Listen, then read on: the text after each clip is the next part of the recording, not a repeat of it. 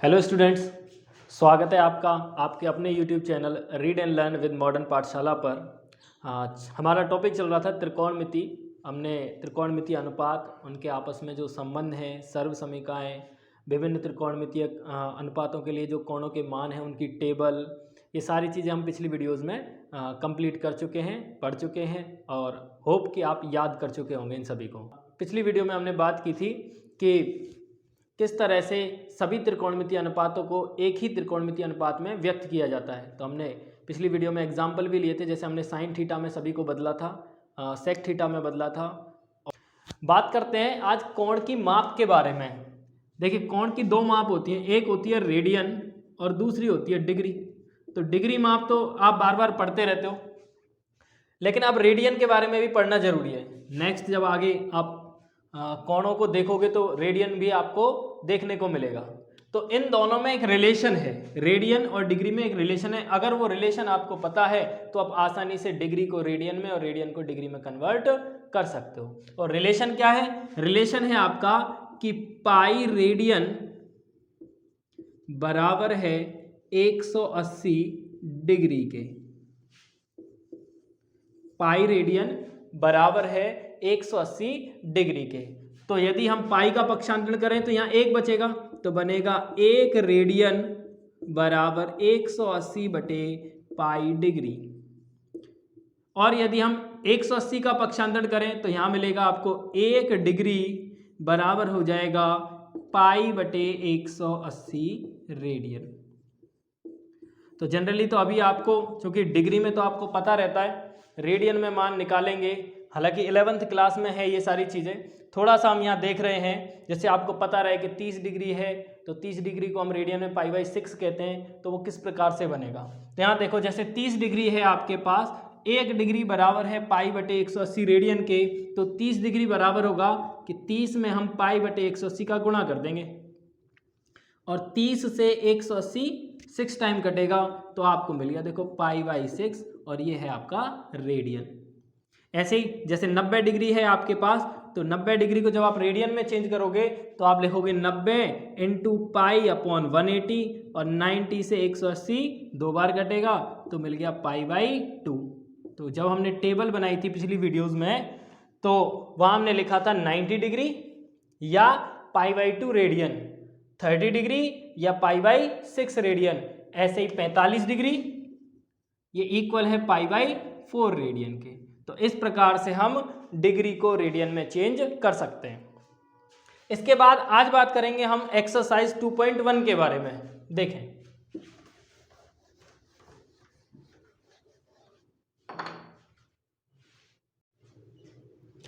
तो question number 1 है आपका, त्रिभुज ABC में जिसका कोण B समकोण है, AB बराबर है 24 सेंटीमीटर, BC बराबर है 7 सेंटीमीटर, और हमें ज्ञात करना है साइन A कॉस A तथा साइन C और कॉस C। तो पहले हम एक समकोण त्रिभुज बना लेते हैं। आंसर समकोण त्रिभुज, देखो जिसका कोण B समकोण है, तो ये 90 डिग्री का एंगल है, ये है आपका B। इसके अलावा A और C आप इसमें इन दोनों में से किसी को भी मान सकते हो, तो मैं A ऊपर मान लेता हूं और C यहां मान लेता हूं। ठीक, AB बराबर है 24 सेंटीमीटर, यानी कि ये भुजा AB। BC बराबर है 7 सेंटीमीटर। तो हमें समकोण त्रिभुज की दो भुजाएं दे रखी हैं, तीसरी भुजा हम ज्ञात करेंगे। तो हमने लास्ट वीडियो में पाइथागोरस प्रमेय के बारे में भी बात की थी, तो पाइथागोरस प्रमेय लगाएंगे और AC क्या है? कर्ण। समकोण के सामने वाली भुजा कर्ण कहलाती है, तो कर्ण का मान ज्ञात करेंगे। तो पहले हम पाइथागोरस प्रमेय लगाते हैं।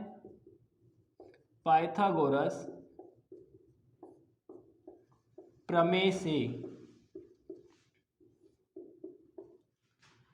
AC स्क्वायर बराबर है AB square plus BC square के। AC स्क्वायर बराबर है कर्ण का वर्ग, यानी कि समकोण त्रिभुज में कर्ण का वर्ग शेष दो भुजाओं के वर्गों के योग के बराबर होता है। यह आपकी पाइथागोरस प्रमेय है। मान रखें AB का मान है 24, तो 24 का वर्ग प्लस BC का मान है 7 या 7 का वर्ग, तो AC का वर्ग बराबर है 24 का वर्ग होता है 576 और 7 का वर्ग होता है 49, टोटल करेंगे तो बनेगा 625। AC देखो ये AC स्क्वायर है, AC लेंगे तो आ जाएगा रूट, या AC बराबर 625 का रूट होता है 25। देखो माप चल रही है सेंटीमीटर में, तो ये भी सेंटीमीटर। जनरली जब हम रूट लेते हैं यानी वर्गमूल लेते हैं तो प्लस और माइनस दोनों सिंबल काम में आते हैं, लेकिन देखो ये है ट्राइंगल, और ट्राइंगल में जो भुजाएं हैं वो लंबाई है, लंबाई ऋणात्मक नहीं होती है, लंबाई हमेशा धनात्मक होती है, तो इसीलिए यहाँ हम प्लस माइनस यूज में नहीं लेंगे, हमेशा धनात्मक मान लेंगे। तो AC का मान आ गया 25 सेंटीमीटर।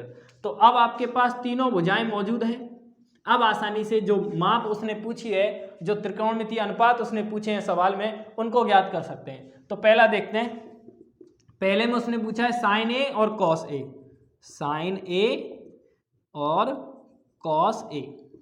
तो देखो पहले बात करें इसके लिए, तो कोण A के लिए ये भुजा होगी लंब और ये भुजा होगी आधार, कर्ण फिक्स रहेगा, चाहे हम कोण C के लिए यूज में लें या कोण A के लिए निकालें, क्योंकि समकोण के सामने वाली भुजा कर्ण होती है, तो ये तो हो जाएगी फिक्स, केवल आधार और लंब परिवर्तित होंगे कोण के अकॉर्डिंग। तो अभी हम देख रहे हैं साइन A और कॉस A का मान, तो कोण A ये है तो इसके सामने वाली भुजा हो गई लंब और शेष भुजा हो जाएगी आधार। तो साइन A होता है लंब बटे कर्ण, तो लंब क्या है, लंब है BC और कर्ण है AC, तो BC बटे AC। BC का मान क्या है, BC का मान है 7 और AC का मान है 25, तो ये साइन A का मान आ गया 7 बटे 25। कॉस A को देखें तो कॉस होता है आधार बटे कर्ण, आधार बटे कर्ण, तो कोण A के लिए आधार क्या है AB, तो यहां लिखेंगे AB और वापस से कर्ण वही रहेगा यानी AC। तो AB का मान कितना 24 और AC का मान 25। तो देखो कितनी आसानी से हम मान निकाल सकते हैं।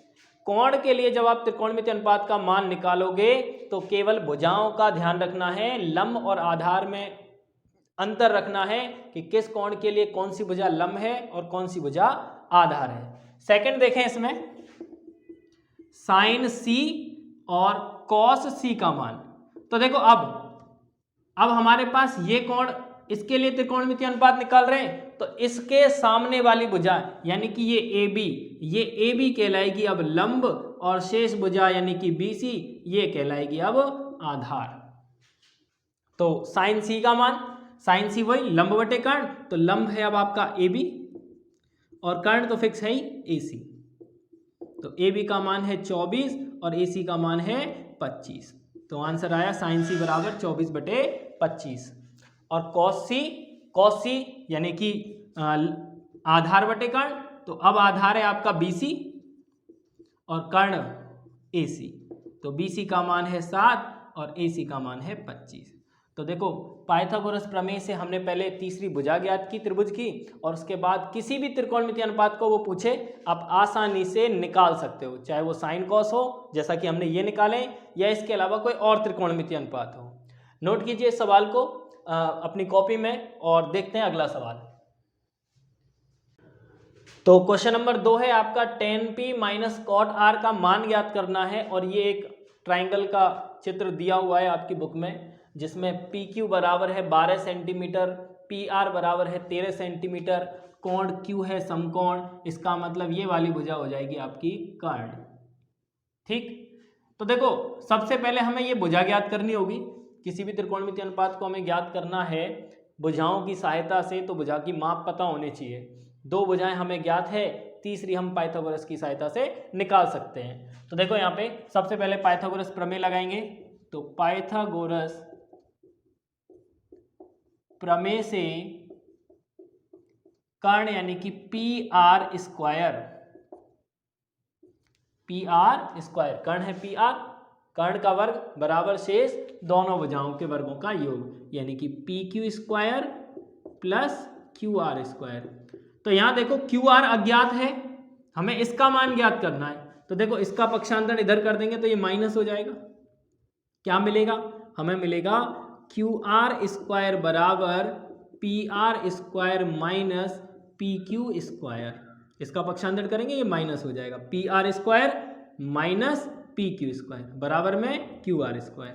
मान रखेंगे पी आर का मान कितना है, पी आर का मान है 13, तो 13 का वर्ग माइनस पी क्यू का मान है 12, तो 12 का वर्ग, 13 का वर्ग 169, 12 का वर्ग 144, घटाने पे आया 25, तो क्यू आर बराबर हो गया √25 यानी कि 5 सेंटीमीटर।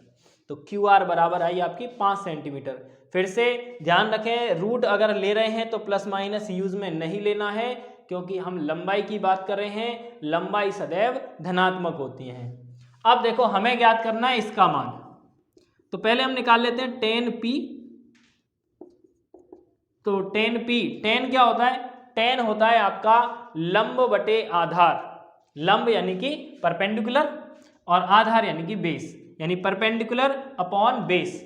तो यहां देखो p के बारे में बात करें तो p यहां है, ये वाला कोण है, तो इसके सामने वाली भुजा ये लंब होगी और ये भुजा होगी आधार।